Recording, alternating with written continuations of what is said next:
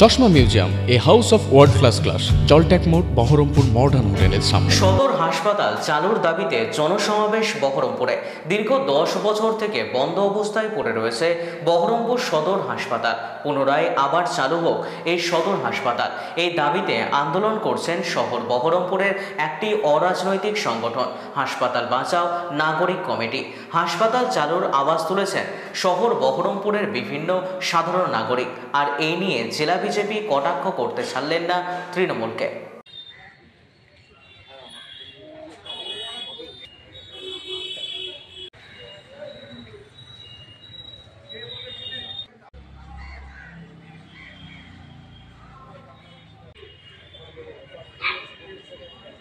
এটাই ছিল district hospital. মনে রাখবেন, আমি কতগুলো প্ল্যান থেকে বলতে চাই, এখানে এই প্ল্যানটা হচ্ছে স্টেট জেনারেল হসপিটাল।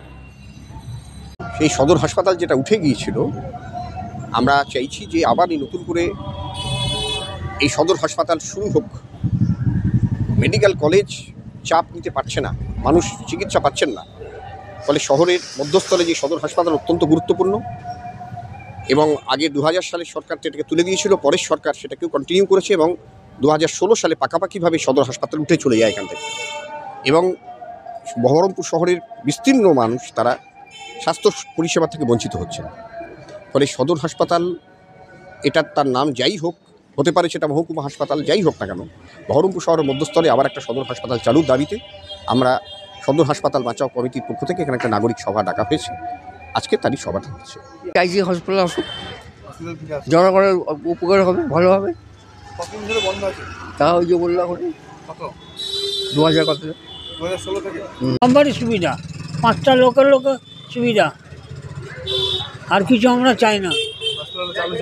হ্যাঁ, হসপিটালটা আসলে সবারই সুবিধা হবে। আমাদের ব্যবসা ক্ষেত্রেও আমাদের একটু সুবিধা হবে, ভালো আশেপাশের লোকদের, লোকাল লোকদের আমাদের একটু সুবিধা হবে। রাত বিরাতে মানুষের অসুখ বিসুখ হলে আমরা নতুন হসপিটাল যেতে পারছি না, গাড়ি ঘোড়া পাচ্ছি না, আমাদের সবারই সুবিধা হবে। আমরা এইটুকুনি চাই যে হসপিটাল আবার ফিরে আসুক পুনরায়। এই মানুষে সরকার উঠি আরও এমন লাভ করেছে যে মানুষকে অসহায় করে দিয়েছে, মানুষের খাওয়া বিনা মরছে। আর এটা আসলে তো 10-এর উপকারই হয়, সবারই হয়, কিছুই হয় না। হিরোইনের অত্যাচার, গেঁজা মদ এইসব চলছে করে, গার্ডটাকে সে ঘরে ঢুকে ঘুমায়, সে কী করবে হিরোইনের সাথে? আর এত বড় পাহারা দিতে পারে? দেখুন, আমাদের মাননীয় মুখ্যমন্ত্রী মমতা বন্দ্যোপাধ্যায়ের নেতৃত্বে বাংলায় স্বাস্থ্য পরিষেবায় এক উন্নত ব্যবস্থা চালু হয়েছে। ইতিমধ্যে দেখতে পাচ্ছেন যে আমরা মুর্শিদাবাদ জেলায় দীর্ঘদিনের চাওয়া পাওয়া ছিল মেডিকেল কলেজ, সেই মেডিকেল কলেজও আমরা কিন্তু পেয়েছি এবং স্বাস্থ্য ব্যবস্থায় উন্নত মান আমরা অর্জন করেছি। তো এই সদর হাসপাতালটা দীর্ঘদিনের হসপিটাল।